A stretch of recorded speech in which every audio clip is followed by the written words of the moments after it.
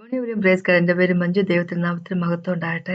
യേശുക്രിസ്തുവിനെ പോലെ ഇത്രയും നല്ലൊരു ദൈവം നമുക്ക് കാണാൻ പറ്റത്തില്ല അല്ലേ. നമ്മളുടെ ചുറ്റോട് ചുറ്റും ദൈവങ്ങൾ ഒരുപാട് ദൈവങ്ങളെപ്പറ്റി ഒരുപാട് നമ്മൾ കേൾക്കുന്നുണ്ടെങ്കിൽ പോലും ജീവിക്കുന്ന ദൈവം, മരണത്തെയും പാതാളത്തെയും അതിജീവിച്ചവൻ, ഇന്നും ജീവനോടെ ഇരിക്കുന്നവനല്ല, പിതാവിൻ്റെ വലഭാഗത്തിരുന്നു നമ്മൾക്ക് വേണ്ടി വാദിക്കുന്നവനായിട്ടുള്ള ദൈവം, നമ്മൾക്ക് വേണ്ടി പ്രാർത്ഥിക്കുന്നവനായിട്ടുള്ള ദൈവം, നമുക്ക് വേണ്ടി തിരിച്ചു വരുന്നതായിട്ടുള്ള ദൈവം ഒരാൾ മാത്രമുള്ള യേശുക്രിസ്തു, സത്യവാനായ ദൈവം യേശുക്രിസ്തു. തൻ്റെ കരുണ കൊണ്ട് മാത്രമാണ് നമ്മളൊക്കെ ഇന്ന് ജീവിച്ചിരിക്കുന്നല്ലേ.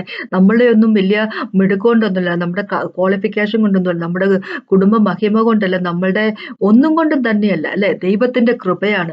ദൈവത്തിന്റെ കൃപ മാത്രമാണ് നമ്മളെ മുന്നോട്ട് നയിക്കുന്നത്. ദൈവത്തിന്റെ കൃപ മാത്രമാണ് ഇന്ന് വരെ ജീവിക്കാൻ നമുക്ക് പ്രാപ്തി ഉണ്ടാക്കിയത് അല്ലെ. പലരും മരിച്ചുപോയ സമയത്ത്, പലരും ഈ ലോകത്തു നിന്ന് മാറ്റപ്പെട്ടപ്പോൾ, ഇന്നും ഈ 2026 നമുക്ക് കൃപ ദാനമായിട്ട് ദൈവം നമുക്ക് തന്നിരിക്കുകയാണ് അല്ലെ.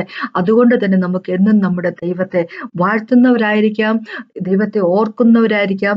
ദൈവം തന്ന നന്മകളെ എല്ലാത്തിനെയും എണ്ണി എണ്ണി പറഞ്ഞ് ദിവസേന നമുക്ക് നന്ദി പറയുന്ന വ്യക്തികളായിരിക്കും. നമ്മുടെ ഹൃദയം കല്ലായി പോകരുത്, നമ്മുടെ മനസ്സ് കുരുടായി പോകരുത് അല്ലെ.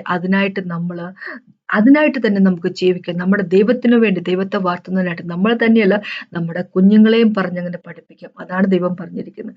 ഇതാണ് ഇന്നത്തെ ടോപ്പ്. മുമ്പോട്ട് പോകുന്ന നമുക്കത് പ്രാർത്ഥിച്ച് സംസാരിക്കാം. കർത്താവെ, ഈ സമയത്ത് നന്ദി പറയുന്നു. കർത്താവെ, അങ്ങയുടെ സ്നേഹത്തിനായിട്ട്, കർത്താവെ, അങ്ങ് ഞങ്ങളുടെ ജീവിതത്തെ ചെയ്തു തന്നതിനായിട്ട് എല്ലാത്തിനായിട്ട് നന്ദി പറയുന്നു. കർത്താവെ, ഒന്നും തന്നെ അർഹിക്കുന്നവരല്ല, ഒന്നിനും വേർത്തുള്ള വ്യക്തികളല്ല, പക്ഷെ അങ്ങയുടെ മുമ്പിലേക്ക് വന്നപ്പോൾ കർത്താവെ, അങ്ങയുടെ മുമ്പിൽ വരാനുള്ള വിശ്വാസവും അങ്ങ് തന്നെ തന്നതാ.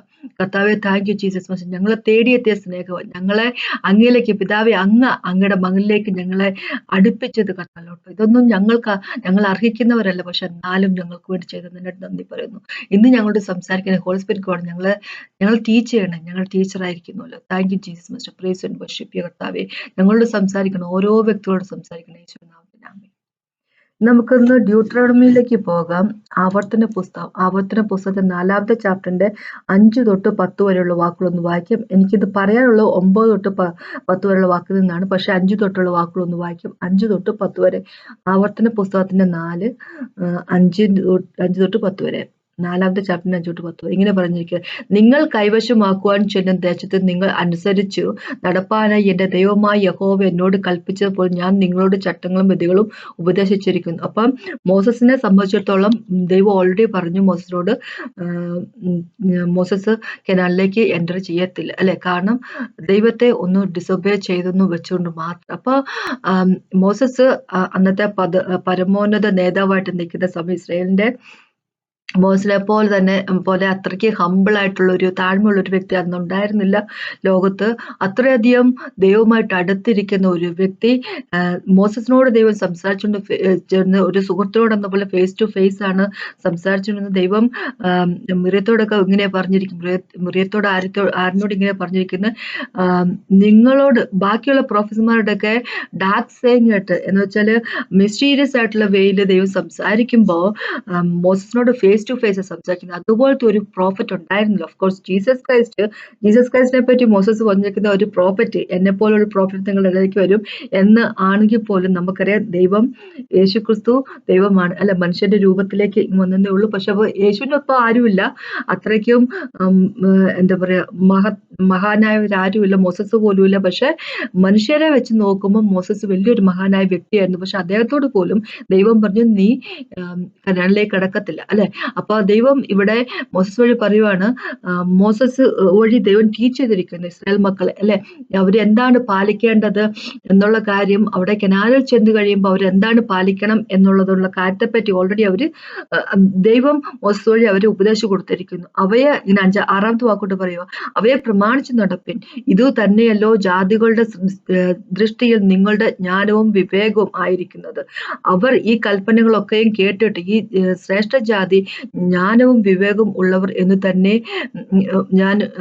ജ്ഞാനമുള്ള ജനം എന്ന് തന്നെ പറയപ്പോ, ദൈവത്തിന്റെ വചനം, ദൈവത്തിന്റെ കമാൻഡ്മെന്റ്സ് ആൻഡ് ലോസ് അല്ലെ, അതാണ് നമ്മളുടെ ജ്ഞാനം, നമ്മളുടെ വിസ്റ്റം എന്ന ദൈവം പറഞ്ഞിരിക്കുന്നത്. ദൈവത്തിന്റെ വചനമാണ് നമ്മളുടെ വിസ്റ്റം എന്ന് പറഞ്ഞിരിക്കുന്നത്. ദൈവത്തിന്റെ വചനം അനുസരിച്ച് നമ്മൾ നടക്കുമ്പോൾ ഈ ലോകത്തിൽ വെച്ചെല്ലാം വ്യത്യസ്തരായിരിക്കും നമ്മൾ അല്ലെ. ദൈവത്തിന്റെ വചനമുള്ളവര്, ഉള്ളിൽ ഉള്ള വ്യക്തികൾ അതനുസരിച്ച് നടക്കുന്ന വ്യക്തികളാണെങ്കിൽ, വെറുതെ ചർച്ചിൽ പോയിന്നും പറഞ്ഞുകൊണ്ട് മാത്രം അല്ലെങ്കിൽ ഇസ്രായേൽ മക്കളെ സംബന്ധിച്ചിടത്തോളം വെറുതെ എന്താ പറയാ വിൽഡർനെസ്സിൽ അല്ലെ ആ മരുഭൂമിയില് എല്ലാവരുടെയും കൂട്ടത്തിൽ കിടന്നുകൊണ്ട് ഇങ്ങനെ കറങ്ങി എന്ന് പറഞ്ഞുകൊണ്ട് മാത്രം ജ്ഞാനവും വിജ്ഞാനവും ഉള്ളവരായിരിക്കണമെന്നില്ല.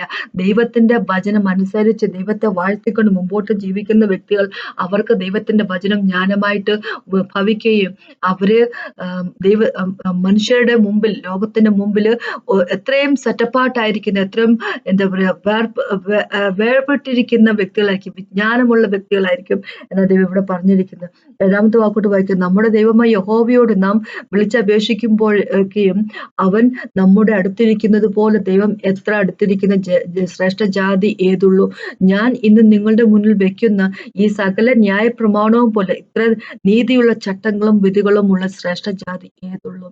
അല്ലെ, നമ്മൾ വിളിക്കുമ്പോൾ നമ്മുടെ അടുത്തുള്ള ദൈവം നമ്മൾ വിളിക്കേണ്ട പോലെ കാര്യമില്ല. നമ്മൾക്ക് ഇന്ന് അല്ലെ അവരെ സംബന്ധിച്ചിടത്തോളം അന്ന് ഇസ്രായേൽ മക്കളെ സംബന്ധിച്ചിടത്തോളം അന്ന് ദൈവം അവരുടെ ഉള്ളിൽ വസിക്കുന്നുണ്ടായിരുന്നില്ല. പക്ഷെ 24/7 അവരുടെ കൂടെ അല്ലെ പകൽക്കാലത്ത് പില്ലർ ഓഫ് ക്ലൗഡ് ആയിട്ട് അല്ലെ രാത്രിയില് ഫയർ ആയിട്ട് അല്ലെ പില്ലർ ഓഫ് ഫയർ ആയിട്ട് ദൈവം കൂടെ ഉണ്ടായിരുന്നു. പക്ഷെ ഇന്ന് നമ്മളെ സംബന്ധിച്ചിടത്തോളം ഹോളി സ്പിരിറ്റ് ഗോഡ് അല്ലെ നമ്മുടെ ഉള്ളിൽ ക്രിയേറ്റർ ആയിട്ടുള്ള ഹോളി സ്പിരിറ്റ് ഗോഡ് നമ്മുടെ ഉള്ളിൽ വസിക്കുകയാണ് അല്ലെ. അപ്പൊ എന്ന് വെച്ചു കഴിഞ്ഞാല് നമ്മളെ പോലെ നമ്മളുടെ ദൈവത്തെ പോലെ ഒരു ദൈവം നമ്മളെ പോലെ നമ്മുടെ ദൈവത്തെ പോലത്തെ ഒരു ദൈവം ഈ ലോകത്ത് ഇല്ല. നമ്മൾ ഇഷ്ടംപോലെ ദൈവങ്ങളെ പറ്റി തലങ്ങും വിലങ്ങും കേട്ടോണ്ടിരിക്കുക. ദൈവങ്ങൾ വരെയുണ്ട് നമ്മുടെ ഇടയ്ക്ക്. പക്ഷെ നമ്മുടെ ദൈവത്തെ പോലെ ഒരു ദൈവമല്ല, നമ്മുടെ അടുത്ത് നമ്മുടെ ഉള്ളിൽ വസിക്കുന്ന നമ്മളെ നയിക്കുന്ന അല്ലെ ഹോളി സ്പിരിറ്റ് ഗോഡിനാൽ നയിക്കപ്പെടുന്ന വ്യക്തികൾ ദൈവത്തിന്റെ മക്കളെന്ന് പറഞ്ഞിരിക്കുന്നത്. ദൈവം തന്നെയാണ് നമ്മുടെ സീല്, ദൈവം തന്നെയാണ് നമ്മുടെ ഗ്യാരണ്ടി അല്ലെ. അങ്ങനെ ഗ്യാരണ്ടി നിൽക്കുന്ന എത്ര ദൈവമുണ്ട്, എത്ര ദൈവത്തെ പറ്റി നമ്മൾ കേട്ടിട്ടുണ്ട് അല്ലെ. ഞാനൊക്കെ വന്നിരിക്കുന്നത്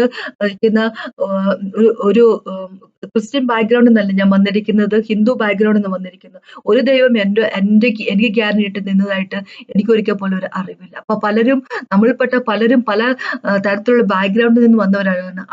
അവരുടെ കൂട്ടത്തിലൊന്നും അവരൊന്നും ഒരിക്കൽ പോലും അവർക്കൊന്നും ഒരു ദൈവം പോലും ഒരിക്കലും ഗ്യാരണ്ടി ആയിട്ട് അവരെ നിത്യതയുടെ ഗ്യാരണ്ടി ആയിട്ട് നിൽക്കുന്ന കാര്യമൊന്നും നമുക്ക് അറിയത്തില്ലല്ലോ. ഒരിക്കൽ പോലും നമ്മൾ എങ്ങും കേട്ടിട്ടുള്ള കാര്യമില്ല. പക്ഷെ ഈ ദൈവം അങ്ങനെയല്ല, നമ്മുടെ നിത്യതയ്ക്കുള്ള ഗ്യാരണ്ടിയാണ്, ദൈവം തന്നെയാണ് അല്ലെ. നമ്മൾക്ക് മക്കളാകാനുള്ള പവർ തന്നിരിക്കുന്നവനാണ് ദൈവം അല്ലെ. മക്കളാകാൻ വേണ്ടി ഒന്നിനും കൊള്ളാതിരുന്ന മനുഷ്യവർഗത്തെ സ്വന്തം മക്കളാക്കി തീർത്തവനാണ് യേശു ക്രിസ്തു. അപ്പൊ അങ്ങനെയുള്ള ദൈവത്തെ മറക്കരുത് എന്നാണ് ദൈവം പറഞ്ഞിരിക്കുന്നത്.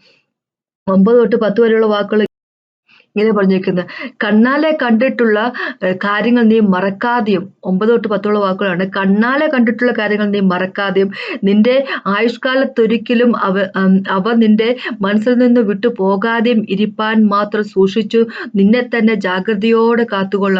നിന്റെ മക്കളോടും മക്കളുടെ മക്കളോടും അവയെ ഉപദേശിക്കണം. വിശേഷാൽ ഹോരേബിൽ നിന്റെ ദൈവമായ യഹോവയുടെ സന്നിധിയിൽ നിന്ന ദിവസങ്ങളിൽ ഉണ്ടായ കാര്യം മറക്കരുത്. അന്നു യഹോവ എന്നോട് ജനത്തെ എന്റെ അടുക്കൽ വിളിച്ചു കൂട്ടുക, ഞാൻ എന്റെ വചനങ്ങൾ അവരെ പഠിപ്പിക്കും. അവർ ഭൂമിയിൽ ജീവിച്ചിരിക്കുന്ന നാൾ ഒക്കെയും എന്നെ ഭയപ്പെടുവാൻ പഠിക്കുകയും തങ്ങളുടെ മക്കളെ പഠിപ്പിക്കുകയും വേണം എന്ന് കൽപ്പിച്ചു. അപ്പൊ 9ാമത്തെ വാക്ക് പറയാം, കണ്ണാലെ കണ്ടിട്ടുള്ള കാര്യങ്ങൾ നീ മറക്കാതെ നിന്റെ ആയുഷ്കാലം ഒരിക്കലും അവൻ നിന്റെ മനസ്സിൽ നിന്ന് വിട്ടു പോകാതെയും ഇരിപ്പാൻ മാത്രം സൂക്ഷിച്ചു നിന്നെ തന്നെ ജാഗ്രതയോടെ കാത്തു സൂക്ഷിക്കുക. നിനക്ക് ദൈവം തന്നിരിക്കുന്ന അനുഗ്രഹങ്ങൾ, നിന്റെ മുമ്പിൽ ദൈവം കാട്ടിയ മിറക്കിളുകൾ, സയൻസ് അല്ലെ, റെഡ് സീ പാർട്ട് ചെയ്തത്, നിന്റെ ജീവിതത്തിൽ ദൈവം ചെയ്തു തന്ന സകല നന്മകൾ, അനുഗ്രഹങ്ങൾ, നിന്നെ നടത്തിയ വഴികൾ അല്ലെ, നിനക്ക് പ്രൊവൈഡ് ചെയ്തു തന്ന കാര്യങ്ങൾ അല്ലെ, നീ വീണു പോയിട്ട് നിന്നെ ഉയർത്തി എഴുന്നേൽപ്പിച്ചത്, നിന്റെ കുഞ്ഞുങ്ങളുടെ ആരോഗ്യം ദൈവം കാത്തു സൂക്ഷിച്ചത്, നിന്റെ കുടുംബാംഗങ്ങൾ പുറത്തു പോയപ്പോൾ അവരെ ആക്സിഡന്റിൽ പെടാതെ സൂക്ഷിച്ചത്, നിനക്ക് വേണ്ടി ദൈവം ചെയ്തു തന്നിരിക്കുന്ന കാര്യങ്ങൾ, നിനക്ക് വേണ്ടി പ്രൊവൈഡ് ചെയ്ത കാര്യങ്ങൾ ഒന്നും ഒരിക്കലും മറന്നു പോകാതിരിക്കുക അല്ലെ.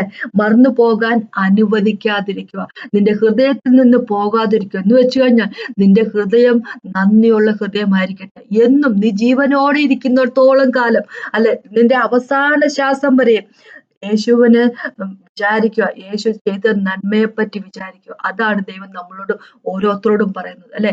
നമ്മൾ ഒരാള് പോലും ദൈവം ചെയ്തു തന്ന നന്മയെ, ദൈവത്തിന്റെ അനുഗ്രഹങ്ങളെ, ദൈവത്തിന്റെ പ്രസൻസ്, നമ്മുടെ ജീവിതത്തിൽ ഉള്ള പ്രസൻസിനെ, അല്ലെ, നമ്മുടെ ഒപ്പം ഉള്ളതിനെ ഒരിക്കൽ പോലും നമുക്ക് മറക്കാതിരിക്കാം, മറക്കുന്നവരായിരിക്കരുത്.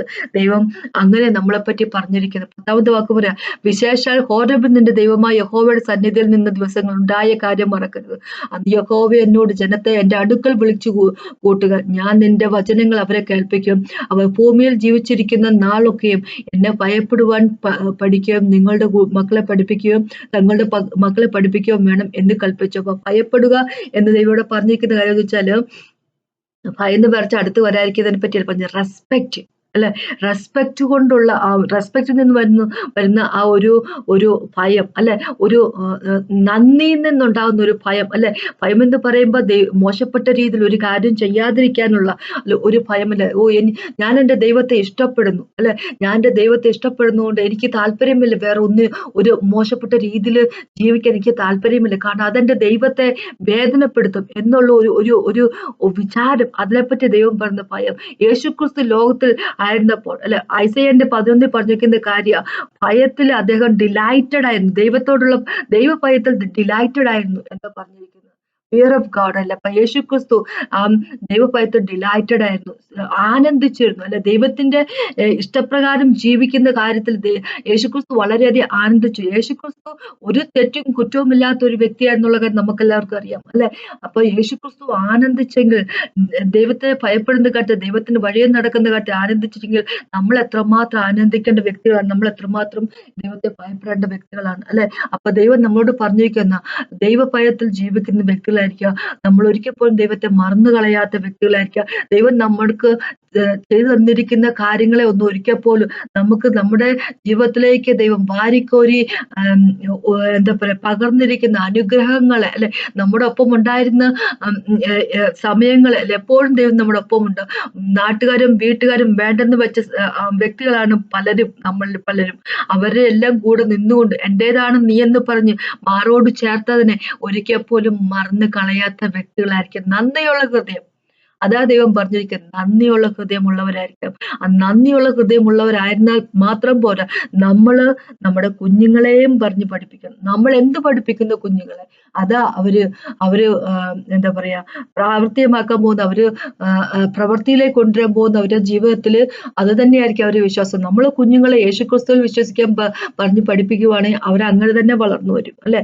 നമ്മൾ കുഞ്ഞുങ്ങൾ പോകുന്ന വഴിയെ അടിച്ച് അവരെ വളർത്തണം. അവര് പോകുന്ന വഴി, അവര് പോകേണ്ട വഴി അവര് ട്രെയിൻ ചെയ്യണം. അതാണല്ലോ ബൈബിൾ പറഞ്ഞിരിക്കുന്നത്. അവരെങ്ങനെയായിരിക്കണം, അവർ വളർന്നു വരുമ്പോ എങ്ങനെയായിരിക്കണം എന്നതിനെ പറ്റി നമ്മൾ ഇന്നേ ട്രെയിൻ ചെയ്യണം, അല്ലെ? ദൈവത്തെ പറ്റി അവർക്ക് പറഞ്ഞു കൊടുക്കണം, അല്ലെ? എന്താ പറഞ്ഞിരിക്കുന്നത്, നമ്മുടെ കുഞ്ഞുങ്ങളോടും പറഞ്ഞു കൊടുക്കാൻ പറഞ്ഞിരിക്കുന്നത്. അപ്പൊ നമ്മൾ ആവർത്തന പുസ്തകത്തിന്റെ 6ലേക്ക് പോകുമ്പോഴും 11ലേക്ക് പോകുമ്പോഴും ദൈവം അത് തന്നെയാ പറഞ്ഞത്, കുഞ്ഞുങ്ങളോട് പറഞ്ഞു കൊടുക്കുന്നത് പറഞ്ഞു. 11 ഇങ്ങനെ പറഞ്ഞിരിക്കുന്നത്, നമ്മൾ നടക്കുമ്പോൾ, നമ്മൾ വീട്ടിലിരിക്കുമ്പോൾ, നമ്മൾ വീട്ടിലായിരിക്കുമ്പോഴും എല്ലാം സംസാരിക്കുക, അല്ലെ? നമ്മുടെ ഗേറ്റിലും നമ്മുടെ ഡോർ പോസ്റ്റിലെല്ലാം ദൈവത്തിന്റെ കമാൻഡ്മെന്റുകൾ എഴുതുക എന്ന് പറഞ്ഞിരിക്കുന്നത്. വെച്ചാല് നമ്മൾ ഒരിക്കൽ പോലും നമ്മുടെ കണ്ണിന് മുമ്പിൽ നിന്ന് പോകരുത്, അല്ലെ? ഒരിക്കൽ പോലും നമ്മൾ മറന്നു പോകൽ ഇടവരുത്തൽ ദൈവത്തിന്റെ കമാൻഡ്മെന്റ്, അല്ലെ, ദൈവത്തിന്റെ വചനം എന്ന ദൈവം പറഞ്ഞിരിക്കും. ഇവിടെ 6ാമത്തെ ചാപ്റ്റർ, ആവർത്തന പുസ്തകത്തിന്റെ 6ാമത്തെ ചാപ്റ്ററിന്റെ 24, 25 വാക്ക് പെട്ടെന്നൊന്ന് വായിക്കാം. അവിടെ ഇങ്ങനെ തന്നെ പറഞ്ഞു, 20 തൊട്ട് 25 വരെയുള്ള വാക്കുകൾ വായിച്ചു നോക്കുമ്പോൾ ഇങ്ങനെ ദൈവം പറഞ്ഞിരിക്കുന്നത്. നമ്മുടെ കുഞ്ഞുങ്ങൾ ചോദിക്കും, ഇത് എന്തൊക്കെയാണ്, ഈ കൽപ്പനകൾ എന്തെന്ന്, സാക്ഷ്യങ്ങൾ എന്തൊക്കെ, ചട്ടങ്ങൾ എന്തെന്നും എല്ലാം നമ്മുടെ കുഞ്ഞുങ്ങൾ ചോദിക്കും. അവരോട് പറഞ്ഞാണ്, മക്കളെ ഇതാ കാര്യം, നമ്മൾ മിസ്രൈമിലായിരുന്നു, അല്ലെ? നമ്മൾ ഈജിപ്തിലായിരുന്നു, നമ്മൾ ഫറവോന്റെ അടിമകളായിരുന്നു, ഈജിപ്തിൽ അടിമകളായിരുന്നു നമ്മളെ ദൈവം അവിടുന്ന് വിടുവിച്ചു, അല്ലെ? കെനാലിലേക്ക് കൊണ്ടുവരിക്കുന്നു, പാലും തേനും ഒഴുകുന്ന രാജ്യത്തേക്ക് നമ്മൾ കൊണ്ടുവന്നിരിക്കുക.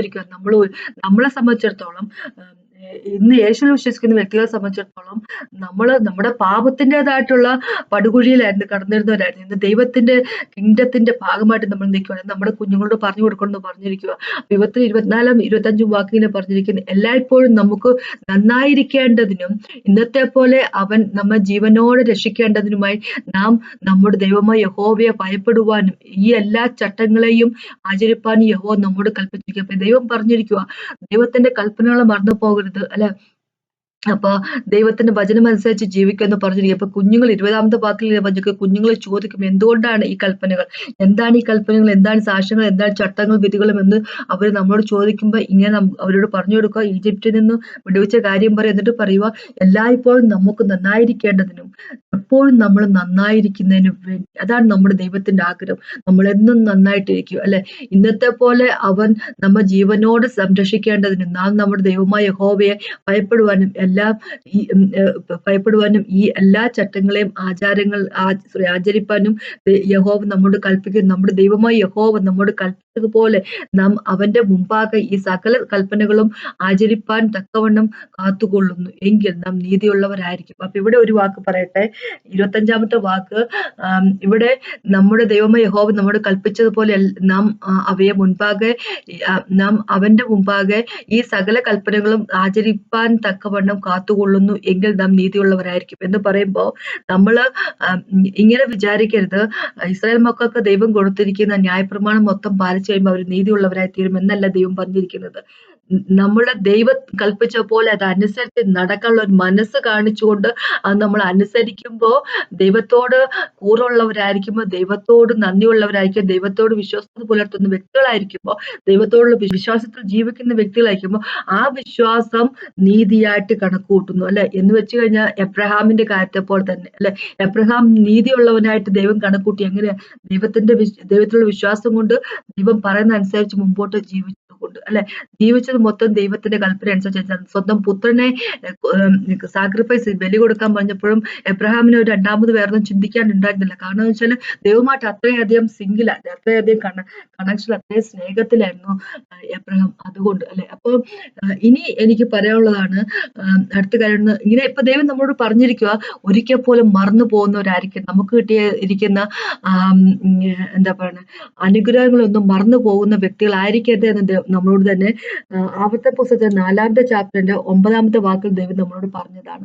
അപ്പൊ ചിലരെങ്കിലും പറയും ഇത് ഇപ്പൊ ആവർത്തന പുസ്തകമല്ലേ, ഇതിപ്പോ ഓൾഡ് ടെസ്റ്റ്മെന്റിൽ വരുന്ന, പഴയ നിയമത്തിൽ വരുന്ന കാര്യം, നമുക്കത് ഒന്നും ബാധകമായിട്ടുള്ള കാര്യം. നമ്മൾ ചർച്ച ആകുമ്പോൾ ന്യൂ ടെസ്റ്റ്മെന്റിന്റെ കാര്യമല്ലേ. നമ്മൾ പലരും മിക്കവാറൊക്കെ ചിലരെങ്കിലും ആൾക്കാർ വിചാരിക്കുന്ന കാര്യമാണ്. അപ്പൊ ദൈവത്തോട് കൂറുള്ളവരല്ലെങ്കിൽ, ദൈവത്തോട് നന്ദിയുള്ളവരല്ലെങ്കിൽ എന്താണ് നമുക്ക് പറ്റാൻ പോകുന്നത് എന്നതിനെ പറ്റി റോമർക്കെതിരെ ലേഖനത്തെ പോൾ വഴി ദൈവം എഴുതിയിട്ടുണ്ട്. അപ്പൊ നമുക്കറിയാം ഇത് റോമർക്കെതിരെ ലേഖനമൊക്കെ ന്യൂ ടെസ്റ്റ്മെന്റ് ആണല്ലോ. അപ്പൊ അത് ചർച്ചിന് വേണ്ടി എഴുതിയിരിക്കുന്ന കാര്യമാണ്. അപ്പൊ അതില് 1ാമത്തെ ചാപ്റ്ററിന്റെ 18 തൊട്ട് 32 വരെ നിങ്ങൾ ഒന്ന് സമയം കിട്ടാൻ വായിക്കണം എന്ന് അപേക്ഷിക്കുന്നു. പക്ഷെ ഇപ്പൊ ഞാൻ 18 തൊട്ട് 25 വരെ ഒന്ന് പെട്ടെന്നൊന്ന് വായിക്കാൻ താല്പര്യപ്പെടുന്നു, സമയത്തിന്റെ കുറവ് കൊണ്ട് അല്ലെ. കുറച്ച് വാക്കുകളൊന്ന് വായിക്കാൻ താല്പര്യപ്പെടുന്നു. ഇങ്ങനെ പറഞ്ഞിരിക്കുന്നത്, അനീതി കൊണ്ട് സത്യത്തെ തടുക്കുന്ന മനുഷ്യരുടെ സകല അഭക്തിക്കും അനീതിക്കും നേരെ ദൈവത്തിന്റെ കോപം സ്വർഗത്തിൽ നിന്ന് വെളിപ്പെടുന്നു. ഇവിടെ ദൈവം ഉപയോഗിച്ചിരിക്കുന്ന ഒരു വാക്കുണ്ട്, മനുഷ്യരുടെ സകല അഭക്തിക്കും അനീതിക്കും നേരെ ദൈവത്തിന്റെ കോപം സ്വർഗത്തിൽ നിന്ന് വെളിപ്പെടുന്നു ഉപയോഗിച്ചിരിക്കുന്നു. മനുഷ്യരുടെ അനീതി കൊണ്ട് സത്യത്തെ തടുക്കുന്ന മനുഷ്യരെ അല്ലെ. എന്ന് വെച്ച് കഴിഞ്ഞാൽ ദൈവം ഒരിക്കൽ പോലും ഇവിടെ പറഞ്ഞിട്ടില്ല, എപ്പോഴും മനസ്സിലാക്കുക, ദൈവം ഒരിക്കൽ പോലും പറഞ്ഞിട്ടില്ല ഈ ലോകത്തുള്ള മനുഷ്യരെ പറ്റി അന്ന് ദൈവം പറഞ്ഞിട്ടില്ല. എന്ന് വെച്ച് കഴിഞ്ഞാല് അനീതി കൊണ്ട് നമ്മൾ അല്ലെ, അൺറൈച്ചസ്നെസ്സും അൺഗോഡ്ലി, അതാണ് ഇംഗ്ലീഷ് ബൈബിളിൽ പറഞ്ഞിരിക്കുന്നത്. ന്യൂ കിങ് ജെയിംസ് വേർഷനിലേക്ക് പോകുമ്പോൾ ഇങ്ങനെ പറഞ്ഞിരിക്കുന്നത്, അപത്യം അനീതി അല്ലെ, അൺറൈച്ചസ് ആയിട്ടുള്ള കാര്യങ്ങളും അൺഗോഡ്ലി ആയിട്ടുള്ള കാര്യങ്ങളും നമ്മൾ ആര് ചെയ്തെന്ന് പറഞ്ഞാലും, അത് ലോകത്തിലുള്ള ആൾക്കാരായിക്കോട്ടെ, വിശ്വാസത്തിലുള്ളവർ ആകാതിരിക്കുന്നവരായിക്കോട്ടെ, വിശ്വാസത്തിലുള്ള വ്യക്തികളാണെങ്കിൽ പോലും ദൈവത്തിന്റെ എന്താ പറഞ്ഞ കോപം സ്വർഗത്തിൽ നിന്ന് വെളിപ്പെടുന്നെന്ന് പറഞ്ഞിരിക്കുന്നു. എല്ലാവരുടെ പൊക്കത്തിലും അനീതിയായിട്ട് പെരുമാറുന്ന വ്യക്തികൾ ആരുണ്ട്, സത്യത്തെ തടുക്കുന്ന വ്യക്തികൾ ആരുണ്ട്, അവർക്കെതിരായിട്ട്, അത് വിശ്വാസികളായിക്കോട്ടെ, ചർച്ചിൽ പോകുന്ന വ്യക്തികളായിക്കോട്ടെ, വിശ്വസിക്കാതിരിക്കുന്ന വ്യക്തികളായിക്കോട്ടെ, അവർക്കെതിരായിട്ടുള്ള കോപം സ്വർഗത്തിൽ നിന്ന് വെളിപ്പെടുന്നു. ദൈവത്തെക്കുറിച്ച് അറിയാവുന്നത് അവർക്ക് വെളിവാക്കിയിരിക്കുന്നു. ദൈവം അവർക്ക് വെളിവാക്കിയല്ലോ. അവന്റെ നിത്യശക്തിയും ദിവ്യത്വവുമായി അവന്റെ അദൃശ്യ ലക്ഷണങ്ങൾ ലോക സൃഷ്ടിക്കു മുതൽ അവന്റെ പ്രവർത്തികളാൽ ബുദ്ധിക്ക് വെളിവായി വെളിപ്പെട്ടു വരുന്നു. അവർക്ക് പ്രതിവാദമില്ലാതിരിക്കേണ്ടത് തന്നെ. അപ്പം ഇവിടെ 2 വാക്കുകൾ പറഞ്ഞിരിക്കുക, 19ാമത്തെ വാക്ക്, 20ാമത്തെ വാക്ക് പറഞ്ഞിരിക്കുന്ന. 20ാമത്തെ വാക്കിൽ പറഞ്ഞിരിക്കുക, ലോക സൃഷ്ടിക്ക് സൃഷ്ടി മുതൽ തന്നെ ദൈവം തന്നെ തന്നെ മാനിഫെസ്റ്റ് ചെയ്തിരിക്കുകയാണ് തന്റെ പ്രവൃത്തി കൊണ്ട്, തന്റെ സൃഷ്ടികൾ കൊണ്ട്. 19ാമത്തെ വാക്ക് പറഞ്ഞു, ദൈവത്തെക്കുറിച്ച് അറിയാവുന്ന അവർക്ക് വെളിവാക്കിയിരിക്കുന്നു. അപ്പൊ ദൈവത്തെ പറ്റി ഉള്ളത്, ദൈവം എന്നുള്ള സത്യം എല്ലാ മനുഷ്യരുടെ ഹൃദയത്തിനുള്ളിലുണ്ട് അല്ലെ. നമ്മൾ വിശ്വാസത്തിൽ വന്നതിന് ശേഷമല്ല ദൈവത്തെ പറ്റി നമുക്കറിയാവുന്നത്. ജീവിക്കുന്നവനായിട്ടുള്ള ദൈവം, സത്യമായിട്ടുള്ള ദൈവം, ദാറ്റ് ഗോഡ് ഉണ്ടെന്നുള്ള കാര്യം എല്ലാ വ്യക്തികളുടെയും മനസ്സിന്റെ ഉള്ളില് ഹൃദയത്തിന്റെ ആത്മാവിന്റെ ഉള്ളിൽ ദൈവം എഴുതി വെച്ചിരിക്കുന്ന കാര്യമാണ്. അല്ല, വിശ്വാസത്തിലാണെങ്കിലും വിശ്വാസത്തിലല്ലെങ്കിലും, യേശുക്രിസ്തുവിൽ വിശ്വസിക്കുന്നുണ്ടെങ്കിലും വിശ്വസിക്കുന്നില്ലെങ്കിലും, യേശുക്രിസ്തുവിൽ വിശ്വസിക്കുമ്പോൾ നമുക്ക് കുറേയും കൂടെ കാര്യങ്ങൾ അറിയാം. സത്യവാനായിട്ടുള്ള ദൈവത്തെ, ജീവിക്കുന്ന ദൈവത്തെ ദൈവം നമ്മളുടെ ജീവിതത്തിലേക്ക് മാനിഫെസ്റ്റ് ചെയ്തിരിക്കും, നമ്മൾക്ക് തന്നെ വെളിപ്പെടുത്തി തന്നിരിക്കുന്നു അല്ലെ. അതിനു മുമ്പ് ദൈവമുണ്ടെന്ന് നമുക്കറിയാമെങ്കിൽ പോലും അല്ലെ, നമുക്ക് ആരാണ് സത്യവാനായിട്ടുള്ള ദൈവം എന്ന് നമുക്കറിയത്തില്ല. അതുകൊണ്ടാണ് പല ദൈവങ്ങളുടെ പുറകെ നമ്മൾ പലപ്പോഴായിട്ട് പോയിരിക്കുന്നത്. പല വ്യക്തികളും ആ ദൈവങ്ങളുടെ പുറകെ കൂടെ പോയിട്ടുണ്ട്. കാരണം എന്താന്ന് വെച്ച് കഴിഞ്ഞാല് നമുക്കറിയാം ദൈവമുണ്ട് എന്നുള്ളൊരു കാര്യം, ഒരു വെളിപാട് നമുക്കുണ്ട് എല്ലാ വ്യക്തികളുടെയും ഹൃദയത്തിലുണ്ട് അല്ലെ. 2ാമത്തെ ചാപ്റ്ററിലേക്ക് പോകുമ്പോൾ, റോമർ 2ാമത്തെ ചാപ്റ്ററിലേക്ക് പോകുമ്പോൾ ഇങ്ങനെയാ പറഞ്ഞിരിക്കുന്നത്, വിശ്വസിക്കാതിരിക്കുന്ന ജാതികൾ ആയിട്ടുള്ള വ്യക്തികൾ നമ്മൾ വിശ്വസിക്കാതിരുന്ന സമയത്ത്, യേശുക്രിസ്തു വിശ്വസിക്കാതിരുന്ന സമയത്ത് നമ്മുടെ ഉള്ളിൽ ആ റൈച്ചസ്നെസ് ഓഫ് ഗോഡ് അല്ലെ, righteous essence of the righteous of God, ആ ദൈവത്തിന്റെ നീതിയെ പറ്റിയുള്ള കാര്യങ്ങൾ അതെല്ലാം എഴുതി വെച്ചിരുന്നു നമ്മുടെ ഹൃദയത്തിൽ, നമ്മുടെ മനസ്സിന് ഉള്ളിൽ എഴുതി വെച്ചിരുന്നു. അതുകൊണ്ടാണ് പല വ്യക്തികൾക്കും നേരെ ചൊവ്വേ കാര്യങ്ങൾ ചെയ്യാൻ സാധിക്കുന്നത്. യേശുക്രിസ്തുവിനെ അറിയത്തില്ലെങ്കിൽ പോലും ആ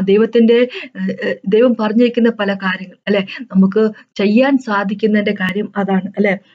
മറ്റുള്ളവരെ കൊല്ലരുത് എന്നുള്ള ഒരു വിജ്ഞാനം നമ്മുടെ ഉള്ളിലുള്ളത് അതുകൊണ്ടാണ്, നമ്മുടെ ഉള്ളിന്റെ ഉള്ളിൽ നമുക്ക് ദൈവം ഓൾറെഡി എഴുതി വെച്ചിരിക്കുന്നത് കൊണ്ടാണ്. അപ്പോൾ ഇവിടെ ദൈവം തന്നെ വെളിപ്പെടുത്തിയിരിക്കുന്നു അല്ലെ. പല രീതിയിലും ദൈവത്തിന്റെ മക്കളോട് വെളിപ്പെടുത്തിയിരിക്കുന്നു, അല്ലാതെ ലോകത്തുള്ള സകല വ്യക്തികളോടും തന്റെ സൃഷ്ടി കൊണ്ടും താൻ മറ്റുള്ളവർക്ക് അനുവദിച്ചു കൊടുക്കുന്ന ബ്ലെസ്സിങ്സ് കൊണ്ടും അല്ലെ, അനുഗ്രഹങ്ങൾ കൊണ്ടും എല്ലാം അല്ലെ. ദൈവം എന്താ പറയുക, തന്നെ വെളിപ്പെടുത്തി കൊടുത്തിരിക്കുകയാണ്. ഇനി ഇങ്ങനെ പറയുന്ന, അവർ ദൈവത്തെ അറിഞ്ഞിട്ടും, എല്ലാ വ്യക്തികൾക്കും അവിടെ ദൈവമുണ്ടെന്നുള്ള കാര്യം അല്ലെ. ഏതൻസില് പോള് കണ്ടതാ അൺനോൺ ഗോഡ് എന്ന് എഴുതി വെച്ചിരിക്കുന്ന ഒരു ഓൾട്ടർ അല്ലെ ഉണ്ടായിരുന്നു. അപ്പൊ പോള് പറയുക, നിങ്ങൾ ഈ അൺനോൺ ഗോഡ് എന്നും പറഞ്ഞ് എഴുതി വെച്ചിരിക്കുന്ന ആ ദൈവം എന്ന് പറഞ്ഞാൽ ശരിക്കുമുള്ള ദൈവമാണ് അല്ലെ എന്ന് പറഞ്ഞിരിക്കുക. ജീവിക്കുന്നതിനായിട്ടുള്ള ദൈവത്തെ പറ്റിയാണ് പറഞ്ഞിരിക്കുന്നത്. അപ്പൊ 21ാമത്തെ വാക്ക് പറയാ, അവർ ദൈവത്തെ അറിഞ്ഞിട്ടും അവനെ ദൈവമെന്ന് ഓർത്തു മഹത്വീകരിക്കുകയോ അത് ഗ്ലോറിഫൈ ചെയ്യുകയോ നന്ദി കാണിക്കുകയോ ചെയ്യാതെ തങ്ങളുടെ നിരൂപണങ്ങൾ ഭക്തരായി തീർന്നു. അവരുടെ വിവേകമില്ലാത്ത ഹൃദയം ഇരുണ്ടുപോയി. ജ്ഞാനികൾ എന്നു പറഞ്ഞുകൊണ്ട് അവർ മൂഢരായിപ്പോയി. അക്ഷമനായ ദൈവത്തിന്റെ തേജസ്സിനെ അവർ ക്ഷയമുള്ള മനുഷ്യർ, പക്ഷി, നാൽക്കാലി, ഇരജാതി എന്നിവയുടെ സാദൃശ്യമാക്കി മാറ്റിക്കളഞ്ഞു. അതുകൊണ്ട് ദൈവം അവരെ തങ്ങളുടെ ഹൃദയങ്ങളിലെ മോഹങ്ങളിൽ സ്വന്തം ശരീരങ്ങൾ തമ്മിൽ അപമാനിക്കേണ്ടതിന് അശുദ്ധിയിൽ ഏൽപ്പിച്ചു. ദൈവത്തിന്റെ സത്യം അവർ വ്യാജമാക്കി മാറ്റിക്കളഞ്ഞു. സൃഷ്ടിച്ചവനേക്കാൾ സൃഷ്ടിയെ ഭജിച്ചു ആരാധിച്ചു. അവൻ എന്നേക്കും വാഴ്ത്തപ്പെട്ടവൻ ആവും. അപ്പം ദൈവത്തെ അറിയാം അല്ലെ, ദൈവം ഉണ്ടെന്നറിയാം. ഏത്തിസ്റ്റുകൾ എന്നൊക്കെ പറഞ്ഞ അഗ്നോസ്റ്റിക്, ന്യൂ ഏജ് റിലീജിയൻ എന്നൊക്കെ പറഞ്ഞ് ഒരുപാട് കാര്യങ്ങൾ ഇപ്പോഴും. പക്ഷെ എന്തെങ്കിലും ഒരു പ്രോബ്ലം വന്ന് നോക്കട്ടെ, അവരുടെ ജീവിതത്തിൽ എന്തെങ്കിലും ഒരു പ്രോബ്ലം, ഒരു ആക്സിഡന്റ് ഉണ്ടായെന്ന് വിചാരിച്ചു, അവരാദ്യം വിളിക്കുന്ന ആരെയാന്നുള്ള കാര്യം നമുക്കറിയാം, വലിയ ഏത്തിസ്റ്റുകൾ അല്ലെ. ആദ്യം അവരാരെ വിളിക്കും? ദൈവമേ എന്നല്ല, വേറെ ആരെയും ഒന്നും വിളിക്കാൻ സാധിക്കത്തില്ലല്ലോ അല്ലെ. അപ്പൊ എല്ലാവർക്കും അറിയാം ദൈവമുണ്ട്. പക്ഷെ ഇവിടെ ഇങ്ങനെ പറഞ്ഞിരിക്കുന്നത്, ദൈവം ഉണ്ട്, ദൈവത്തെ അറിഞ്ഞിട്ട് അവർ ദൈവത്തെ ഓർത്ത് മഹത്വീകരിക്കുകയോ നന്ദി കാണിക്കുകയോ ചെയ്യാതെ തങ്ങളുടെ ചെയ്തില്ല അല്ലെ. അപ്പൊ ദൈവത്തോട് നന്ദി കാണിക്കാതിരിക്കുകയും ദൈവത്തെ മഹത്വപ്പെടുത്താതിരിക്കുകയും ചെയ്യുന്നു. അപ്പൊ എന്ന് വെച്ച് കഴിഞ്ഞാൽ ദൈവം ഇവിടെ പറയുന്നത് എല്ലാവരെയും പറ്റിയാണ്. നമ്മൾ യേശുവിൽ വിശ്വസിക്കുന്ന വ്യക്തികളും ദൈവത്തെ മഹത്വീകരിക്കുകയോ എന്ന് വെച്ചാൽ ഗ്ലോറിഫൈ ചെയ്യുകയോ താങ്ക്ഫുൾ ആയിരിക്കുകയോ ചെയ്യാതിരിക്കുന്ന വ്യക്തികളാണ്, നന്ദി കാണിക്കാതിരിക്കുന്ന വ്യക്തികളാണെങ്കിൽ അല്ലെ, നമ്മളുടെ അവസ്ഥ ഇത് തന്നെയായിരിക്കും എന്നാ പറയാം ദൈവം പറഞ്ഞിരിക്കുന്നത്. എന്താന്ന് വെച്ച് കഴിഞ്ഞാൽ ചെയ്യാതെ തങ്ങളുടെ അല്ലെ, അപ്പൊ ദൈവത്തെ മഹത്വീകരിക്കുകയോ നന്ദി കാണിക്കാതിരിക്കുന്ന വ്യക്തികളുടെ അവസ്ഥ എന്താന്ന് ഇങ്ങനെ പറഞ്ഞിരിക്കുന്നത്, തങ്ങളുടെ നിരൂപണങ്ങൾ വ്യർത്ഥരായി തീർന്നു, നമ്മുടെ ചിന്തകളിൽ ഫ്യൂട്ടൈലായി തീർന്നു അല്ലെ, പൊട്ട ബുദ്ധിയുള്ളവരായി തീർന്നിരിക്കുന്നു അല്ലെ. ബുദ്ധിപരമായിട്ട് ചിന്തിക്കാൻ കഴിവില്ലാത്തവരെ, അവരുടെ വിവേകമില്ലാത്ത ഹൃദയം ഇരുണ്ടു പോയിരിക്കുന്നു. നേരെ ചൊവ്വേ ചിന്തിക്കാൻ പോലും കഴിവില്ല. അതല്ലേ ലോകത്ത് നമ്മൾ കാണുന്നത് അല്ലെ? നേരെ ചൊവ്വെ ചിന്തിക്കാൻ പോലും കഴിവില്ലാത്തവരായി, വിവേകമില്ലാത്തവരായി, ഹൃദയം ഇരുണ്ടു പോയിരിക്കുന്ന വ്യക്തികളായിരിക്കുന്നു ജ്ഞാനികൾ എന്ന് പറയുമ്പോൾ അവർ മൂഢരായി പോയിരിക്കുന്നു. ദൈവത്തോട് നന്ദിയില്ലാത്ത ഹൃദയമാണെങ്കിൽ അത് ഇരുണ്ട ഹൃദയമായിരിക്കും, അത് കട്ടിയുള്ള ഹൃദയമായിരിക്കും. മൂഢരായി പോയിരിക്കുന്ന ഫൂൾസ് ആയി പോകും, ചിന്തിക്കാൻ പോലും കഴിവില്ലാത്ത, അല്ലെ, നിരൂപണങ്ങൾ വൃദ്ധരായി തീർന്നിരിക്കുന്ന വ്യക്തികളായി പോയിരിക്കും. ദൈവത്തോട് നന്ദിയുള്ള ഹൃദയമുള്ളവരായിരിക്കും, ദൈവത്തെ വാഴ്ത്തുന്നവരായിരിക്കും, ദൈവത്തെ പ്രേസ് ചെയ്യുന്നവരായിരിക്കാം. ദൈവത്തെ പ്രേസ് ചെയ്യാത്തവരാണെങ്കിൽ, ദൈവത്തെ വാഴ്ത്താത്തവരാണെങ്കിൽ, ദൈവം തന്ന നന്മയോട്ട് നന്ദി പറയാത്ത വ്യക്തികളാണെങ്കിൽ ബുദ്ധികെട്ടവരായി പോകും നമ്മൾ എന്നാ ദൈവം പറഞ്ഞിരിക്കുന്നത്. ഇത് ഈ ലോകത്തുള്ള ആൾക്കാരെ തന്നെ പറ്റിയല്ല പറയുന്നത്, നമ്മളെയും കൂടെ പറ്റിയാ പറയുന്നത്. നമ്മൾക്ക് ദൈവത്തോട് കൂറുള്ളവരല്ല എങ്കിൽ നമ്മൾ വെറുതെ ചർച്ചിലൊക്കെ പോകുന്ന ബാക്കിയെല്ലാം ആ ദൈവം തരണം, അല്ലെ, നമ്മൾ വിശ്വാസികളല്ല, ദൈവം തരണം എന്ന് പറഞ്ഞ് നടക്കുന്ന വ്യക്തികളാണെങ്കിൽ, അല്ലെ, ഒരു നന്ദിയും നന്മയില്ലാത്ത വ്യക്തികളാണെങ്കിൽ ഇത് തന്നെയായിരിക്കും നമുക്ക് പറ്റാൻ പോകുന്നത്. വിവേകമില്ലാത്ത ഹൃദയമുള്ളവർ, ഇരുണ്ട ഹൃദയമുള്ളവരായി പോവും, വ്യർത്ഥമായി ചിന്തിക്കുന്നവരായിരിക്കും, മൂഢന്മാരായി പോവും എന്നാ പറഞ്ഞിരിക്കുന്നത്. അങ്ങനെയുള്ളവരാകാതിരിക്കട്ടെ. അപ്പൊ അങ്ങനെയുള്ള വ്യക്തികൾ എന്ത് ചെയ്യുന്നു വെച്ച് കഴിഞ്ഞാല് 21ാമത്തെ വാക്ക് പറയുക, അർശനായ ദൈവത്തിന്റെ തേജസ്സിനെ അവർ ക്ഷയമുള്ള മനുഷ്യൻ പക്ഷേ നാൽക്കാല ഇഴജാതി എന്നിവയുടെ സാദൃശ്യമാക്കി മാറ്റിക്കളഞ്ഞിരിക്കുന്നു, അല്ലെ?